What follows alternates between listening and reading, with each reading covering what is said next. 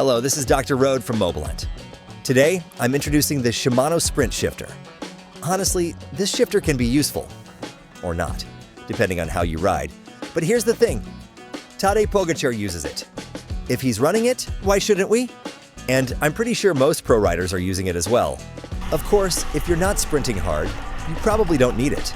And I don't recommend the cheap knockoffs on AliExpress. Go for the Shimano SW-RS801-S model instead. There's a reason why the buttons are designed this way. If you're planning to purchase, click See More under this video to find the product links available on Amazon or AliExpress. Once you grab the drops and hit the button, the shifting feel is incredible. Cheaper copies don't have the same springy feedback and they don't press smoothly. That's why I skipped the AliExpress versions. Now, let's go over installation. I once tried filming a bar tape wrapping video, but my hands covered everything, so I never uploaded it. Too bad. This time, I picked up bar tape from West Viking. It's got a white fiber lining inside, almost like felt, that gives it a solid grip. It's firm, but also absorbs vibration nicely, which is pretty unique. Try stretching it. It's crazy tough. As you'd expect from a slightly pricier tape, the grip is excellent and non-slip. But keep in mind, the length is often short, so new bar tape is recommended. Since I just built this bike, I'm reusing my current tape for now. The first step is deciding where to place the sprint shifter. At first, I mounted it slightly lower, which made it easier to push with my thumb, but honestly, that's not ideal. Even with bigger hands, you should mount it as high as possible, right next to the brake hoods. That's how most pros run it. That way, you can easily shift from the tops of the hoods. You can also shift while sitting upright in a more relaxed position. And when you've got your hand deep on the hoods, you can hook a finger on the brake lever while still shifting. That means it's not just for final sprints. You can use it on descents too, shifting gears while staying focused on braking. If you're used to stock shifters only, it might take a bit of practice. As you can see, I'm shifting and braking at the same time. Next, take a look at your Shimano dual lever. You'll notice a small round pin on the side. Pull that out to detach it. Before connecting the sprint shifter cable, check the orientation of the connector wings carefully. Insert it into the port after removing the cap. Then, route the shifter cable according to Shimano's manual.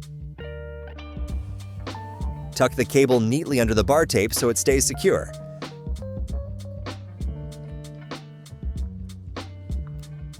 Now, you'll need to make a hole in the bar tape. Shimano suggests cutting a rectangle, but that makes the wrapped section bulky and doesn't look very clean, so most riders avoid it. And by the way, you don't need double-sided tape to hold the sprint shifter in place. It's secure enough without it. Another option is using a punch tool, but if your tape isn't strong enough, it can rip or tear, so be careful. A 6mm punch usually works best. I punched several holes just like in the reference photos.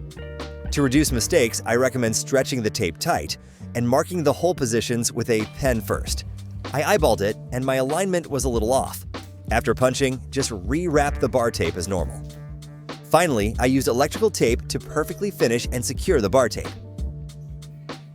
Now, speaking as someone who loves riding, the extra shift buttons definitely make it more fun. When holding the drops, you don't need to lift a finger to shift. That makes it way more convenient when accelerating hard. You can grip the bars firmly with all your fingers, which gives you more power. The downside is, since it's a new hand position, it takes some practice to balance your power correctly. But the benefit is you don't need to strain your fingers on the brake levers, so your wrists stay relaxed. You can even shift with your thumb from behind the hoods while keeping a comfortable posture. For everyday riding, honestly, you won't use it all that often. But for riders who like to change positions frequently, ride in the drops, or want a more aero setup, I definitely recommend it. And for racers, I'd say it's a must-have. I hold the drop bars and use the sprinter shifters for all-out sprints, mainly as anaerobic lower body strength training. Pretty unusual, right? It's not really for long-distance riding, but more for climbs or short sessions where I want maximum efficiency. If you do about 5 sets, your legs will be completely wiped out. You know what I mean? Short and intense workouts. In the end, it really depends on your training goals and how you want to use them. For long-distance touring, having sprinter shifters is nice, but honestly, you don't really need them. Still, for long solo rides, I found the hidden buttons on the hoods super useful. For technical details, check the info in the video description. And just so you know, Shimano also makes 2 types of climbing switches. Thanks for watching Mobilent.